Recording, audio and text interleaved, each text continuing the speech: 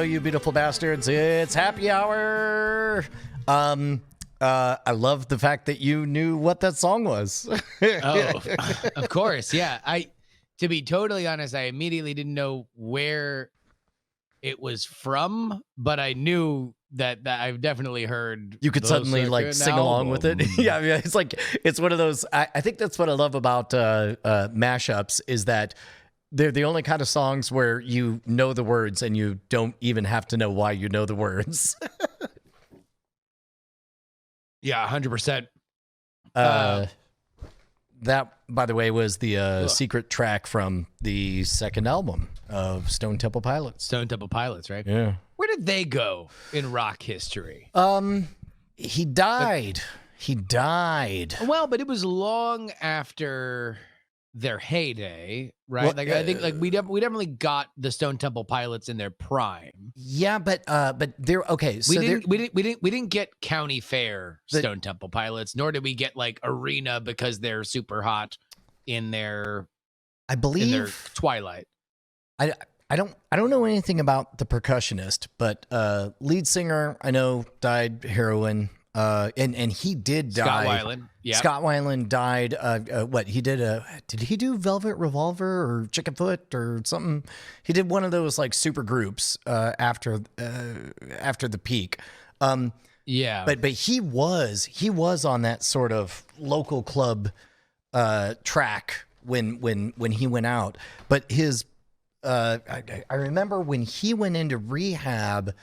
The bassist and the guitarist were a pair of brothers, the DeLeo brothers. Am I remembering that right? Yeah. Yeah. And they did another band called Talk Show. Yes. Which was pretty good, but lacked that out of control, charismatic, sorry. Yeah. All of a sudden, it's weird to be on the internet where you realize that one or some of them may be hearing this. Like, but my take at the time was that that there wasn't an electric personality that was pushing everything forward on Talk Show. Yeah, there was not Dave Coots was the vocal. Which kind of tells you what you need. Yeah, I mean, I remember "Hello, Hello" was their single. I remember that. God, and that was a huge.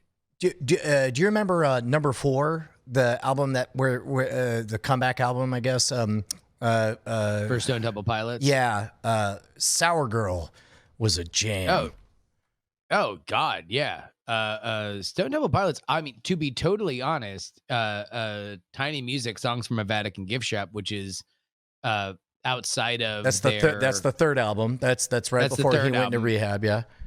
That's an all-timer for me. Like it was just one of those albums where I don't know if musically, if I listened to all of them back to back that I would still put it number 1, but it was one of those albums that was just in my friend's CD player and we just listened to it forever. That's one of those that I really bonded with my brother Jay on, and I remember listening to that album as, you know, I finished helping Jay move out of his apartment because he was going to go to Florida to go to Full Sail college and learn how to do video games, and it was just one of those, like, that was the album that we had spent so much time listening to together, that listening to it and I just felt the overness of Jay's time in Austin, and I just burst into tears. It's great. And what's the one? I mean, we can't play all the music because we'll get in trouble, but it's like anyway,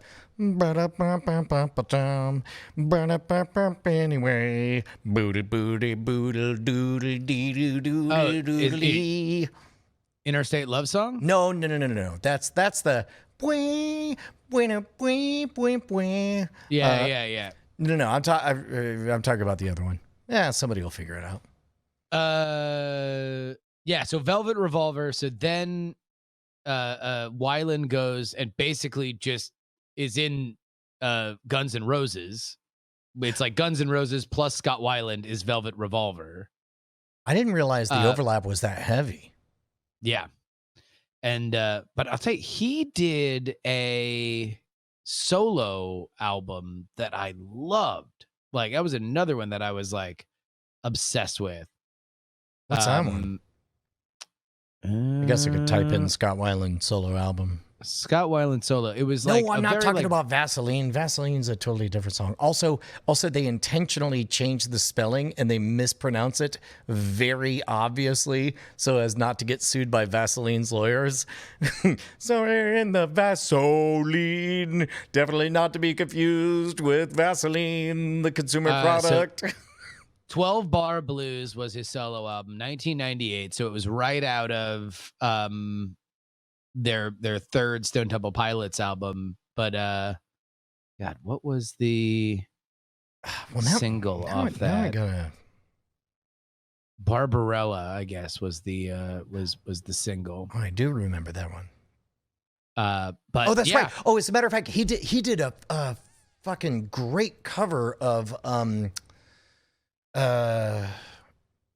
mean, number one, they did that awesome cover of the Led Zeppelin song. You God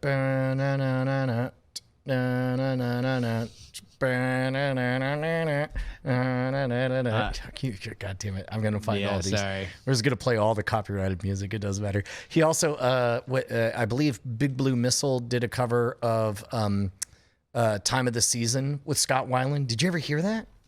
No, but here, hold on. Let's circle back to the first but before we digress even further into just member that Scott Weiland moment. Yeah. Where is Stone Temple Pilots rank Pearl Jam, Nirvana, Alice in Chains, Stone Temple Pilots, Soundgarden? Personal favorites. You're not like, no one can yell at you for your we're not talking judgment on it. Like cultural we're not, significance. We're not talking about contribution to music. Just for you. No, yeah. it's Stone Temple Pilots number one. It's over Nirvana and Pearl Jam, because Nirvana and Pearl Jam are probably, if you were gonna throw that out, like Survey says for Family Feud, probably one or two. Nirvana's crime in my heart is not lasting long enough, right? So I gotta put them above it.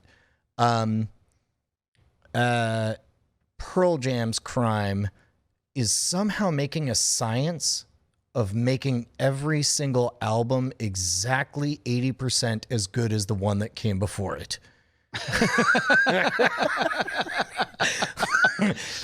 and then Soundgarden, I just never really got into. I'll never deny that Black Hole Sun is a fucking banger, but that's kind of how that shakes out. What about you? Yeah, I would probably say I would go Nirvana number one. That's what it is. Dancing Days are here again. I would go number one, Nirvana. Number two, really though, for me would be a real hair splitter with Alice in Chains and Stone Temple Pilots, like for two very different reasons, but like, and it really would be like depend on the mood. If I were in more of like goofy alternative kind of headspace, like then it's Stone Temple Pilots all day. I would never look at Alice in Chains. But if I'm in like there's some like rock music courses through my fucking veins, then like there's just something about Alice in Chains that can, will probably romp all the other bands on the list. That's why from now on our podcast can only sound like this. Alice in Chains, you can't sing without smiling. You sounded like Stone Temple Pilots there for a second. It kind of. Oh no! That was one of the weird things about Stone Temple Pilots is that their Scott Weiland's sound, his pitch just got higher and higher. Like at the very beginning, he was just like and I feel so much depends on the weather. And then second half was like, somewhere in the Vaseline. And then by the end, you're like, Hey, It's like fall. what are you fussing at? My pitch is higher. I'm singing about a sour girl. And then the song he had recorded right before he died.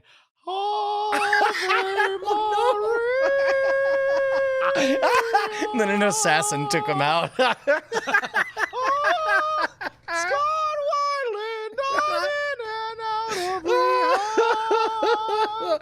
Oh, somebody in the chat's mentioning Local H. Local H opened for Stone Temple Pilots when I was in. God, now, man, we did it. We made it. We're old people. I was there when Local H opened at the Astrodome for Stone Temple Pilots. God damn. Yeah, no, Local H, to be totally honest, I know that name, and I know if I heard the song, I would immediately recognize it, but that doesn't pop into my head nearly as much as some of the other bands of their era. I'll tell you what, man, you just don't get it. You keep it copacetic. Man, you're so pathetic. Oh, is that one? Yeah. And you just don't get it. You're copacetic, and you learn to man, you're so pathetic, man. Hey, man, talking about old man shit. Yeah. Had a medical. All right, two things before I tell my medical story. Yeah. Man, fucking. I'm done with any appointment before noon. Full stop. Like, wow. Because last night I had a hard time. So I booked the first appointment, 8:30 in the morning at this place, right? And I'm like, oh, that's a little bit earlier than I'm accustomed to in this post-COVID world. You know, I'm accustomed to 9:30, not 8:30. Yeah. And then so you go to bed and you're like, no, I gotta go to bed. And then that's fine. The falling asleep is fine. The part where you dream about trying to fall asleep because you have an appointment is the part where I'm like, no. and then in the dream, people showed up early and multiple appointments crossed over each other, and then somebody accidentally kicked over one of the broadcasting computers, and then we had to figure that out, and then so anyway, it was even though like I wake up and the first thing I did, I was like, there's no way I got a full night's sleep. I checked the Pebble. Pebble says, congrats, man, you got a full night's sleep. I'm like, fucking doesn't feel like it. Yeah. Man, that sucks. It always sucks whenever you're dreaming, or the other version is, you're just always dreaming about waking up. Yes. That you're like, every dream is about when you woke up and how you could go back to sleep, and then your next dream is about how you woken up and you can't see what time it is, but all you know is that like none of these dreams are interesting or exciting or fulfilling. It's all just drilling in the anxiety of waking up. Do you ever have that moment where, with no self-awareness whatsoever, you step into your own dream as director, and it's like you're getting to a part of the dream that just fucking sucks and everything's wrong or whatever, and then as though a voice just steps in, it's like, yeah, we're gonna scrap all this, we're gonna go back to one, let's take it again from the top. I have definitely had dreams, specifically sad dreams where like tragic things happen. Yep. That I will write myself the out. So it's like, example that didn't really happen, but is illustrative. I'm there with my grandma, and all of a sudden my grandma dies. Right. Like, in my dream, I will write for myself, it's the magic shot that cures grandma. Like, and I know that it's cheating, and I know that it's not like, I know that this is a shitty story, but I don't want to be sad. I'm dreaming right now. Like, that seems fucked up. Like, I've had moments where I don't know what part of my brain chemistry it is, but it's like, even in my dreams, if I get too sad, I will find a way to pull up, because I'm like, I don't deserve this now. Like, well, I deserve to have a good dream. There's this moment, and maybe it has something to do with both of us being storytellers over a certain amount of time. Like, you just smell like this is bad storytelling. We got to fix this. And then sometimes there's no better way than to just step in and be like, all right, no, fucking you don't exist. All of you are gone. We're back to this part. That part was cool. I've definitely had the moment where like the car is going off the cliff. Yeah. And I'm like, this is scary. And then as soon as I'm like, nah, or the car could fly. And it's like, oh, the car's flying. I told you my friend CJ's story in that vein, right? I wasn't there, but it's one of the coolest ideas.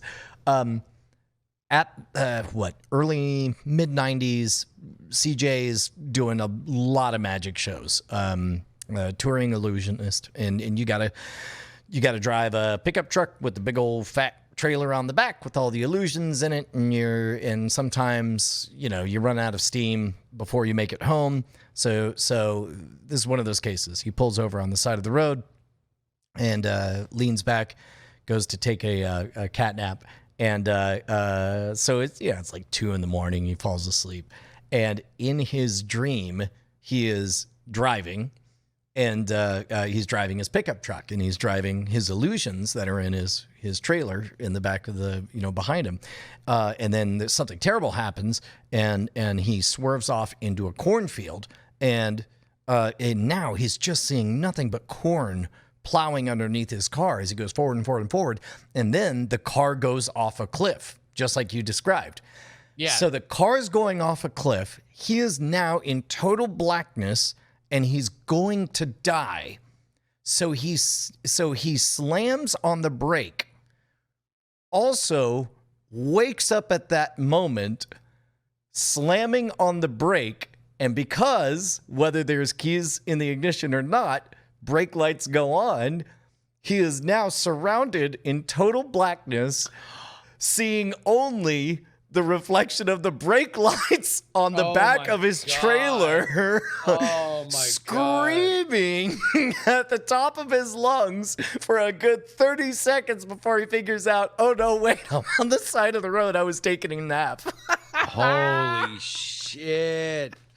The only thing that is in even close to that vein is I one time had a dream where I was peeing in my old bathroom. Ooh, that's dangerous, man. That's any dream that involves peeing. The moment you swim close enough to consciousness, you're like, how real was that dream? All right, so let me ask you this question. If you could think of the worst places to wake up from that dream, on a plane, where would you think of? Nailed it. On a plane. One shot, one kill. I was fucking on a plane. Oh my God. And I was like immediately like, whoa, oh, and like look, I know you travel enough, you have a certain decorum on a plane. At a certain point, the turbulence doesn't get to you anymore. At a certain point, you understand all the ins and outs of, what each flight attendant's job is and where they're going to go. It takes a lot for me to lose my composure, but I fucking woke up like I was a fucking salamander that some zookeeper was trying to catch, just arms and legs akimbo, as I'm just like, ah! And I'm like, and then I'm patting my dick. Like, I'm just like, I'm like looking at my dick. Woke up I don't know if I've ever had such adrenaline.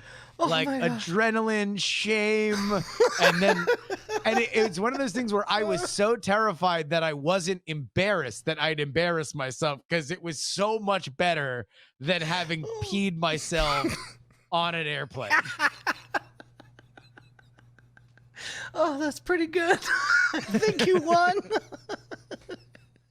All right, so last night I'm having a dream about trying to get stuff done because I have an early appointment, and it turns out that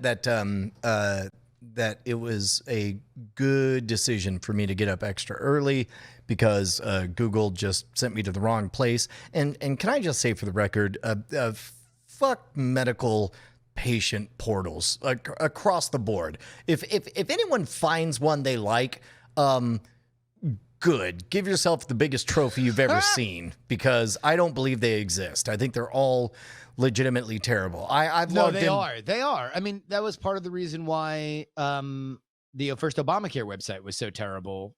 And the exchange was really, really bad, because there's all this like HIPAA compliance. So basically it's like, all right, take every website you've ever seen and then give it a score of how user-friendly it is. And I think we'd probably say generously at this point, it's at 7.5 in our national average, right? Yeah, it's not, yes. it's not great, right?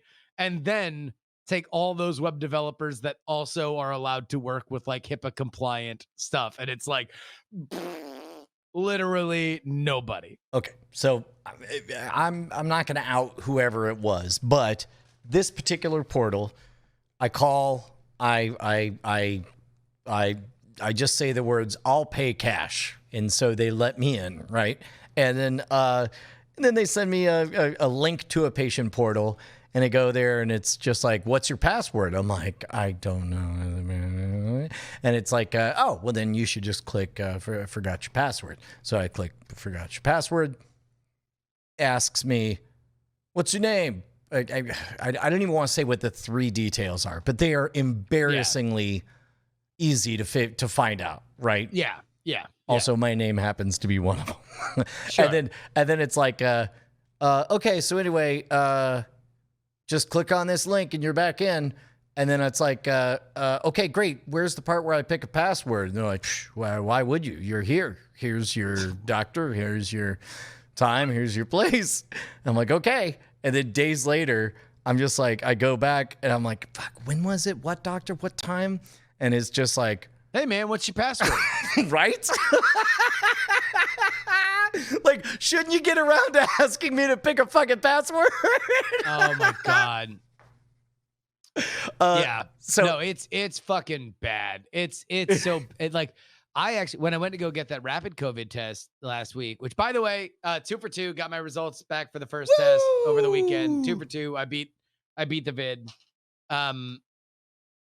So when I was getting that rapid test, it was a portal that was so fucking intrusive in its questioning for me to like literally just have a useless Skype call so I could say, "Mother, may I take a fucking COVID test?" yes, But it got so fucking aggressive that I was like, no, I just don't want to do it. Like, I already signed up and I got a time for the call, and I'm like, no, fuck it. Like, you want to ask me all these fucking questions, and like, I don't want to give you all this shit. I'm not here to actually get a checkup. I'm here to ask Mother, may I? right, And right. they would not do it. They wouldn't start the call until I filled out the rest of the thing. No shit.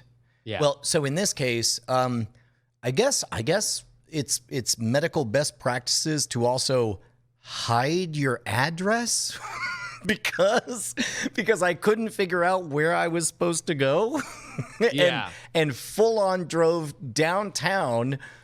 Which, by the way, we thankfully we're in the twilight days of traffic not being miserable at all times in Austin. I'm certain at any moment it is slowly picking back up. Although now that bars are shut down, that might be your own little Austin traffic Groundhog Day. Like, oops, he didn't see a shadow. Like, no bars are open. 2 more weeks of no traffic. Well, I end up driving, because I make the mistake of and that was the other thing is my appointment's at 8:30, and I'm confused because there's 2 appointments, so I call I call the number, and by the way, the issue is you remember we did that Armstrong's Mixture episode the day after I licked a bar and then got super sick for a week. And basically for 3 months, I've not been able to hear correctly out of my right ear, which we'll get into all this, but For some reason, I have 2 appointments, and none of them will give me the name of where this place is, and it leads me downtown. And so I call at like 7:30, and they're all like, "Yo, what's up? It's 7:30 a.m. You called that number," and I'm like, "Hey, where are you?" And they're all like, "I don't know. This is an emergency hotline." And I'm like, why? Okay, well, I would like to know where my 8:30 appointment is. And they're like, well, let me call them. And then they call them, and then they're like, yeah, they're not answering because they don't open till 8. So, I'm like, well, so what do I do? They're like, just wait until 8 and then call the same number. And they'll pick up. Yep. We hope. So I do that, and I'm in the car driving. It's like 8:01, and it's like, hello. So wait, hold on. Yeah. Do you have a general idea? You're just generally heading to downtown. Do you have a general idea of where it might be? I mean, I had to, because nobody apparently knows where this place is. I had to Google it, and it turns out a lot of places answer to the name medical place. Like, and so. Okay, all right. Can I paint a cartoonish caricature of you? Please do. And you just tell me how much this matches up with reality. Okay. All right. I don't know how honest I can be, but go ahead. Brian driving is number one. Brian gets on the road knowing that he has no idea where he's going. Oh, no. I've already been lied to by Google. Hold on, wait. Okay. Let me paint the picture, and then you tell me what's right and what's wrong. All right. And you're getting in the car, and you're saying to no one in particular, like, I don't even know where I'm supposed to go. I mean, at this point, I don't know where I'm supposed to, like, fucking nothing's happening. It's like, people, I'm still mad at the cinematography of that dream I was having last night. I'm just saying, I don't know where I'm going, but I guess I'm going now. And you get on the road and you're like, I guess I'll call. All right, call, get that emergency thing. And then you're like, all right, Siri, look for medical place. And then it goes playing the Beatles. And then you're like, Siri, search for medical place Austin. Now showing 50 listings for medical place Austin and the Beatles. Now playing 10 things I hate about you. And then at some point, eventually, after going to every address that it had listed, you finally find your own. Is that correct? Well, I left early, and I made it downtown to. Did you loudly say, I don't even know where I'm supposed to be going when you got into the car?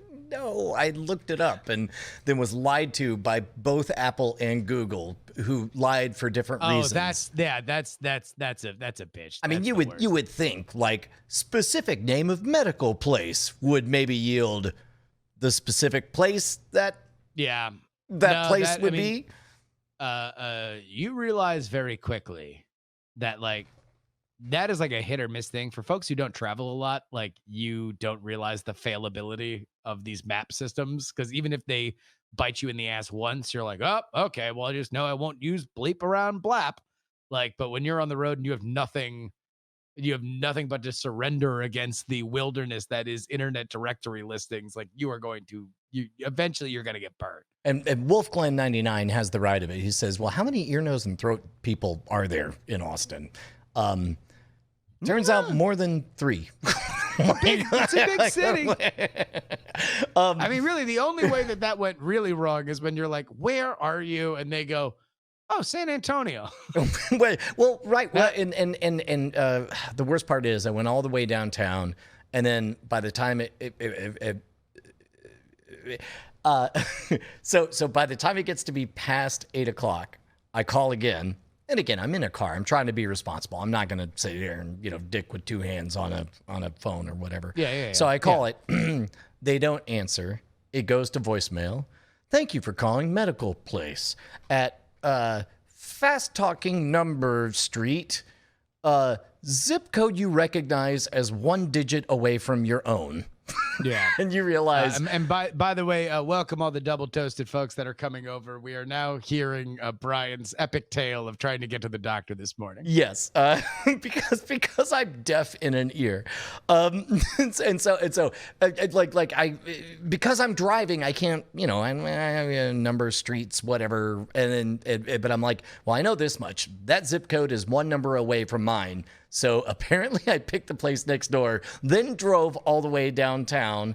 Yes. But luckily did so early enough that I think I can make it back. I think all the double toasted people are able to catch up. Caught up. Yeah.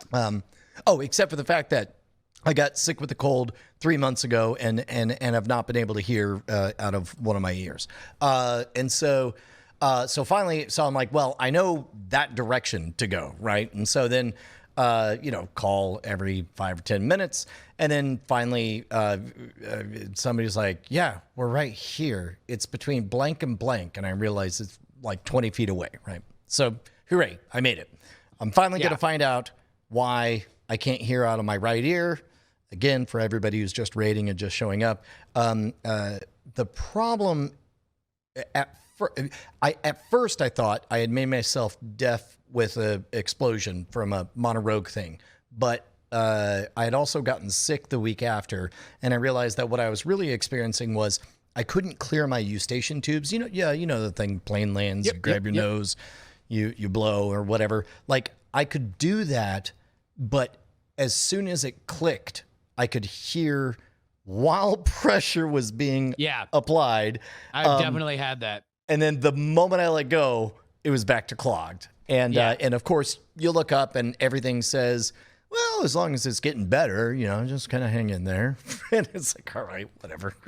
And so finally, after 3 months of this, Bonnie's like, you've got to go into an ear, nose, and throat person. It's like, okay, let's go.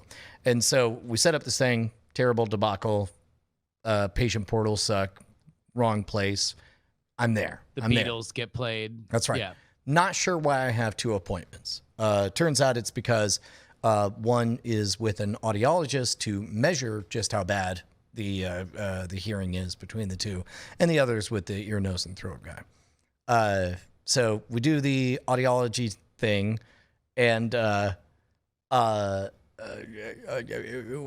know. We can go into that whole experience because it's like the world's worst video game. You got a joystick and a button, and you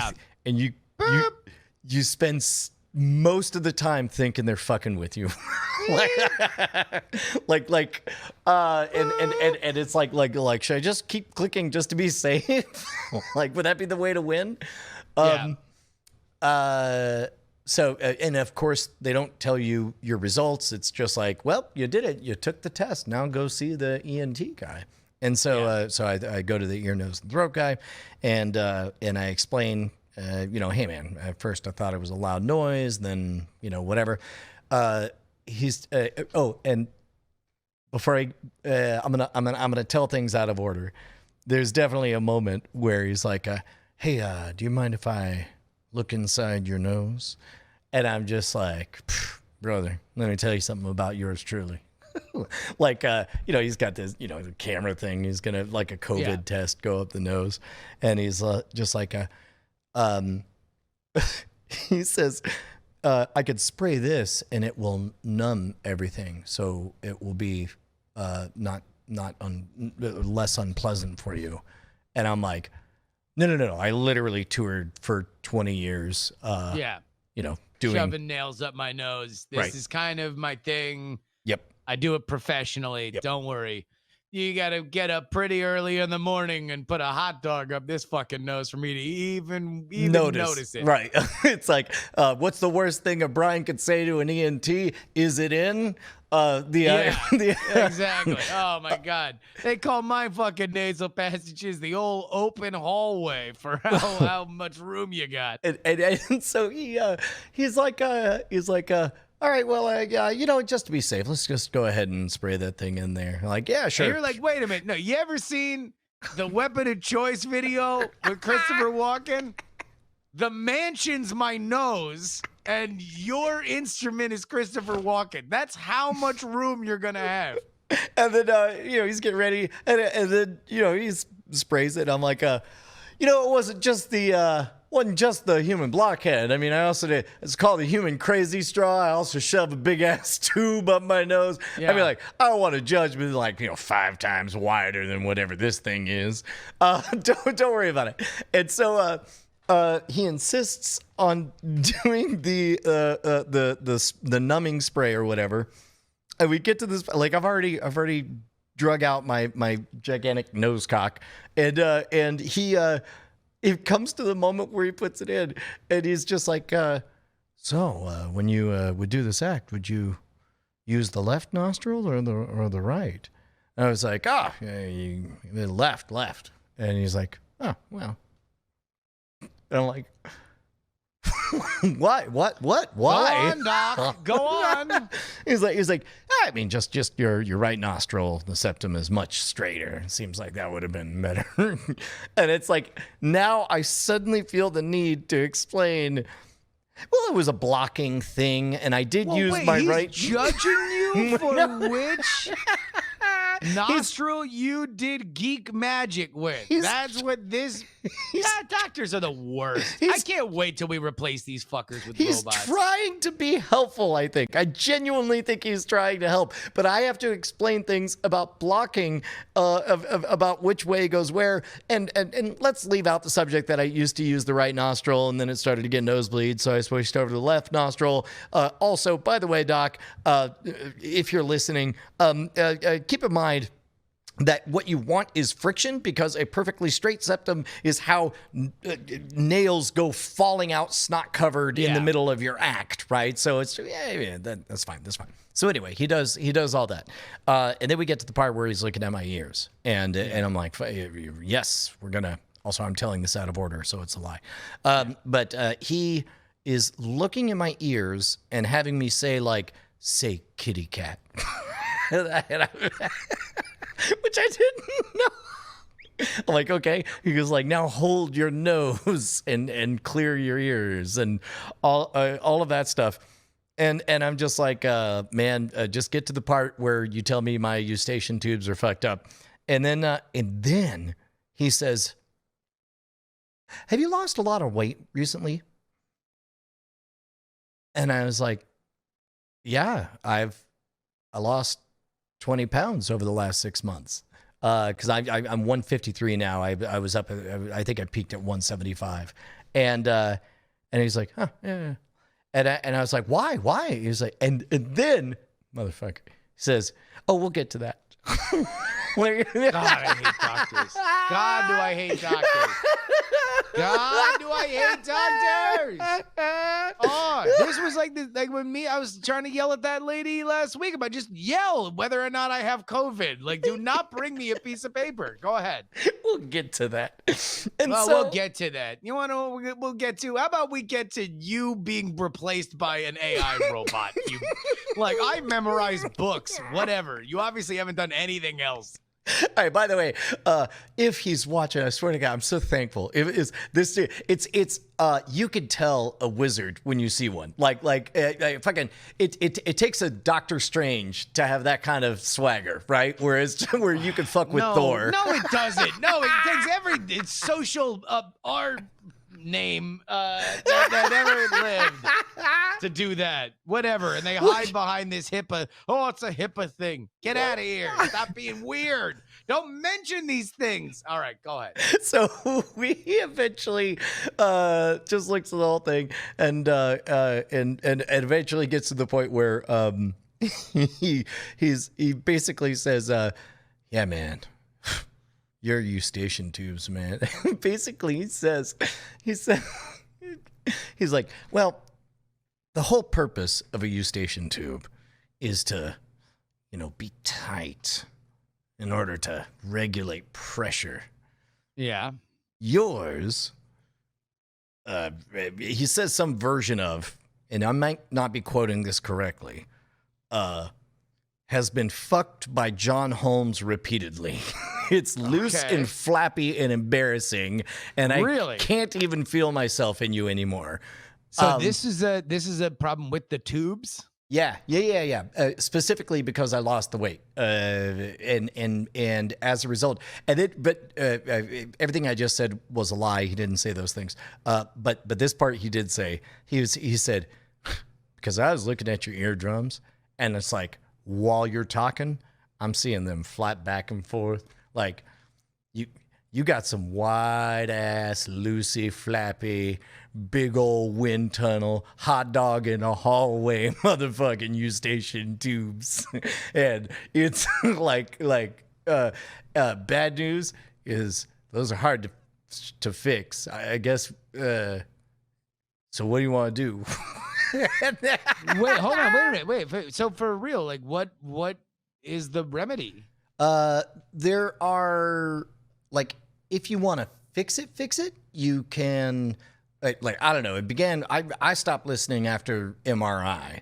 I'm just like, well, I ain't doing any of that. You know, it's just like it, and plus, like, it legitimately for 3 months straight has been getting just a little bit better every single day. So I'm not overly worried about it. To me, I had a miserable dream and woke up early in the morning and then got lost and went to the wrong medical place and then had 2 appointments, all for one purpose, which is tell me I'm not broke and then, or make me understand what is happening. Right? How broke you are. Yeah, exactly. And he did recommend, he was like, well, first of all, stop using Flonase, because what Flonase does is reduce the irritation. And in your case, your loose ass, floppy hallway hot dog, floppy U-Station tubes could maybe use a little tightening up.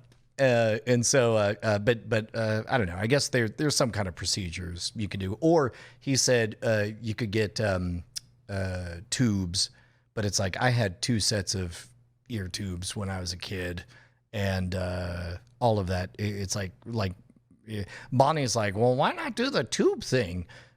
Which is, by the way, how my wife sounds apparently in this scenario. I'm gonna move by that one. I'm not even gonna touch it. And so I just explode, with every childhood memory of having to wear ear molds and not being able to swim and all of that shit. I was just like, no, we're not gonna do that. We're just gonna ride this one out. So apparently I have loose, floppy Eustachian tubes. Eustachian tubes. Yeah.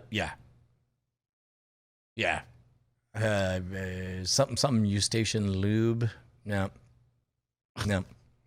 Well, look, if anybody who has experience with this, then please email in, because I'm sure that, if there's any doctors that are listening that haven't been offended by me repeatedly slamming the profession, then they would like to help out Brian.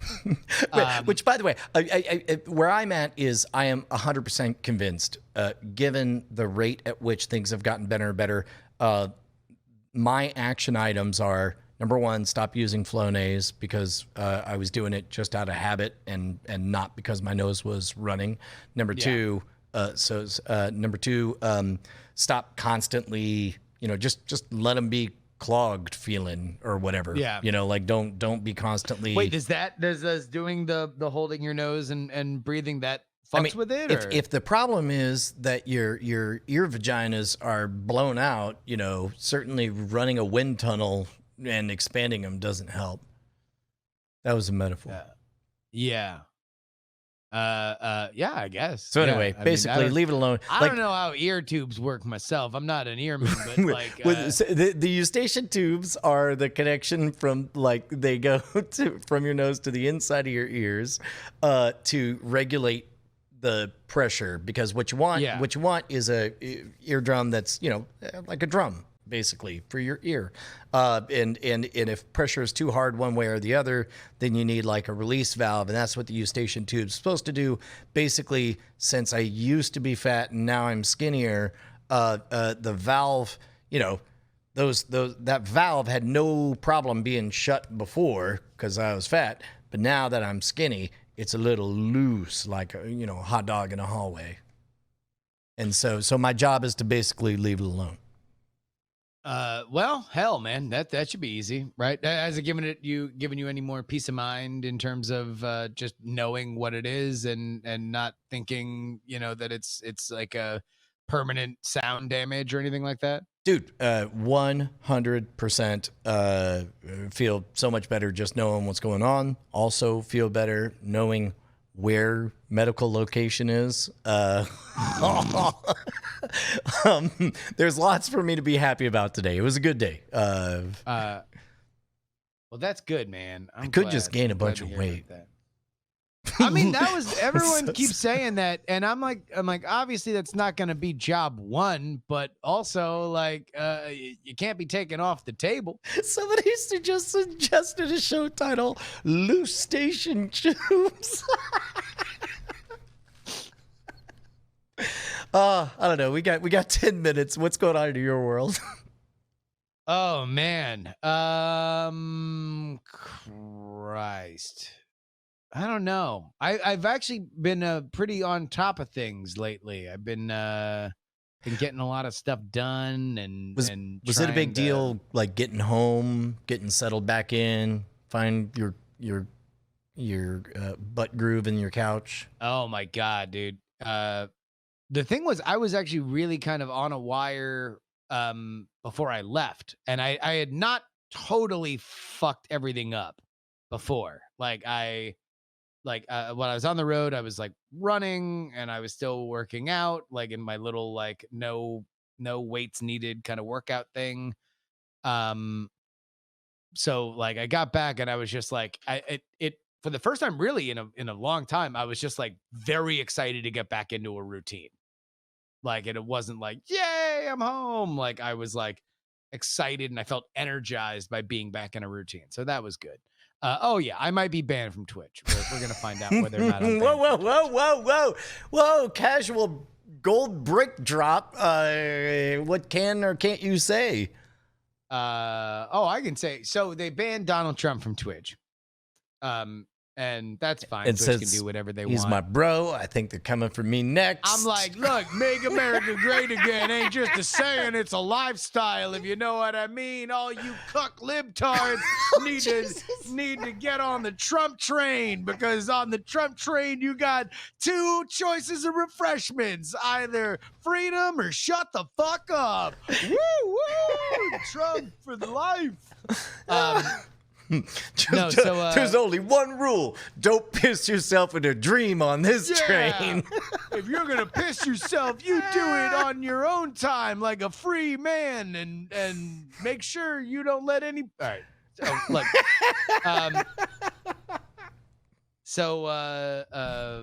a lot of shit has actually gone down. YouTube banned a bunch of people. Reddit banned a bunch of people. Twitch banned Trump. Like, there's, like, I know personally that tech is not run by a shady oligopoly that all traffics in orgies in Palo Alto. But if I were their PR people, I would not be feeding into it by having all of your bans come down on the exact same morning. What are all of them over independent things, or just whoopsie doodle? Reddit redefined their stuff, so they banned Chapo's Trap House. They banned the_Donald, which had largely been abandoned. There's a lot of shit, right? That they banned. And then Twitch banned Trump. And so I looked up why they banned Trump, and it was because he played the speech that he initially announced in 2015, like the like his initial "I'm running for president" thing. Wait, which it was a copyright violation? No, it was for hate speech, because he said that Mexico is not sending their best to America, which, like, I try not to referee this because it's not my fucking job. It's not my thing. It's not what I want to focus on politics. It's not what I want to focus on my stream. But I do believe that there are multiple interpretations of what he is saying there, and I wouldn't begrudge anybody for having them. But also for me, I need to know whether or not I'm going to get banned for playing shit that is like Newsworthy. Yeah. because he also got banned for, apparently listed by Twitch, was a clip from his Tulsa rally.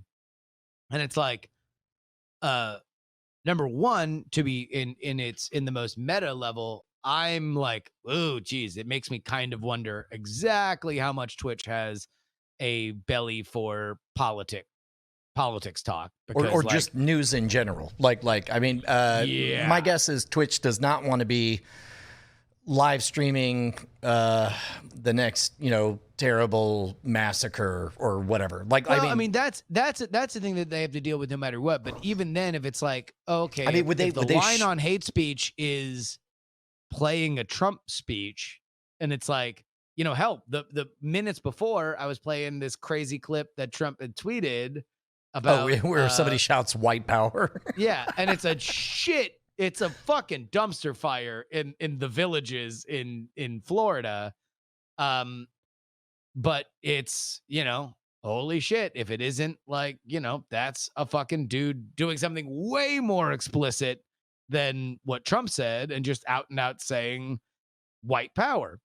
And so it's like, wait, are these all bannable offenses? Like, or is it I mean, if you had, so think about this, like definitely bannable is, there have been horrific moments of people live streaming murders and mass murders or whatever. Yeah, but that's not in question. That's right. that's all like that. That's all cut and dry. I don't know if anybody's but also, like, I mean, are you reporting on 9/11 or are you showing the Charlottesville plowing into people, or and that's the thing is, I wouldn't show that kind of violence. I wouldn't show that kind of gore on stream, but I would play speeches that I think have at least, I play fast and I play pretty loose with like where I believe people can have multiple interpretations of things. And like, again, I don't begrudge anybody for having any of those, but if it's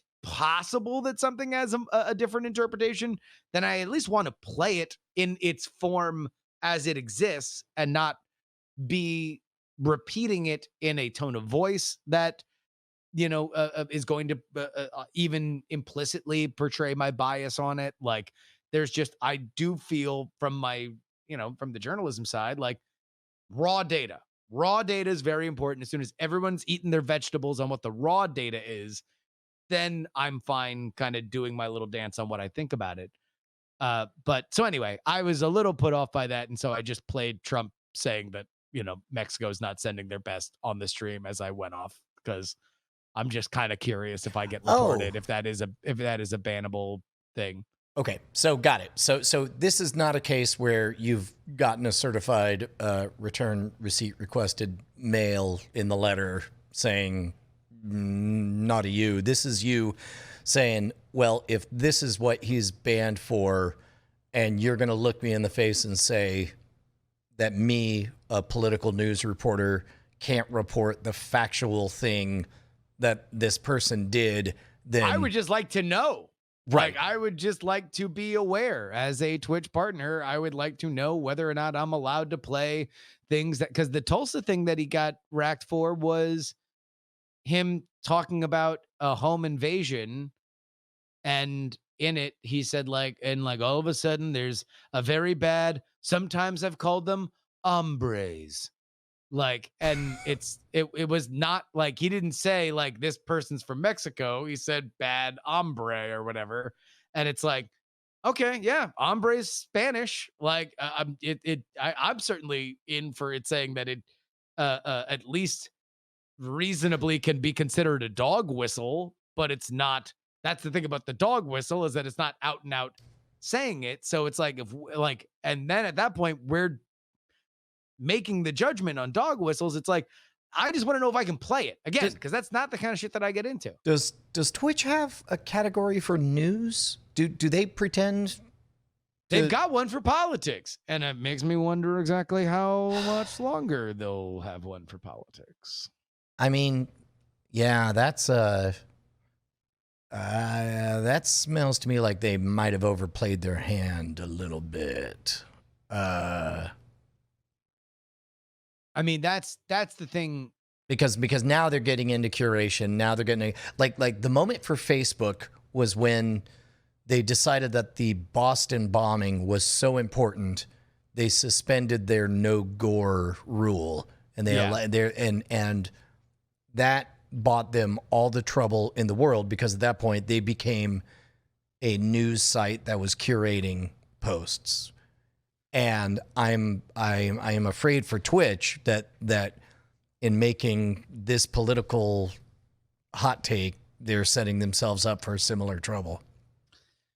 Yeah, I don't know. And the one thing that from a business side, just kind of like concerns me is that it's like, well, you can't. I mean, could you imagine how fucking catastrophic it would be to be deplatformed by just like? I mean, it's like Patreon deciding that no anyone who says the word Trump or whatever. I mean, look, that's the thing is like, I'm not gonna go like full Alex Jones on like oh, they're taking me down, but like.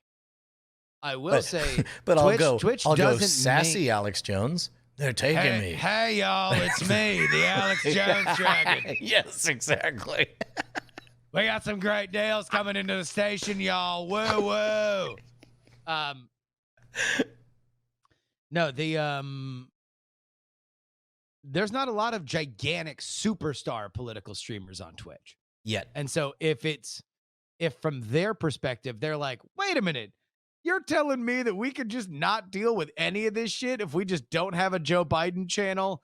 We tell, the lead dog in this pack is Hassan Abi, and we just tell all the fucking like 300 concurrent viewer fuckwits to eat shit. Like, oops, we won't pay you out our fucking, $700 a month in ad and sub revenue. Like, not the fucking biggest deal on the planet from their perspective. Like, I could see them doing it, because if I'm them, and I'm like, yeah, mostly it's people playing guitar and playing video games, and we can just say no politics. And now that, and if there's a copyright issue on the video games, like, we're already buddies with all of them. We already know all the phone numbers to call on. Yeah. So to resolve any of that. If it's about tossing out, Hassan Abi gets a couple thousand concurrent, so that's like a thing that puts you on the radar for them. They at least have to hit the calculator button for like what you bring in on that. But like for me, it's look, they're glad to have me's. They like me's. Me's make for good community, but me's do not make the fucking paddle wheel move. And I would not be shocked if they just tossed everybody out. Man, what a tease! What a good radio tease going into the next happy hour. Yeah, I don't think I'll get banned, but I don't think so either. But I do think that they're buying themselves an interesting question and some trouble. Kind of like this copyrighted music I'm playing under fair use right now as we wrap up this happy hour. Love you guys.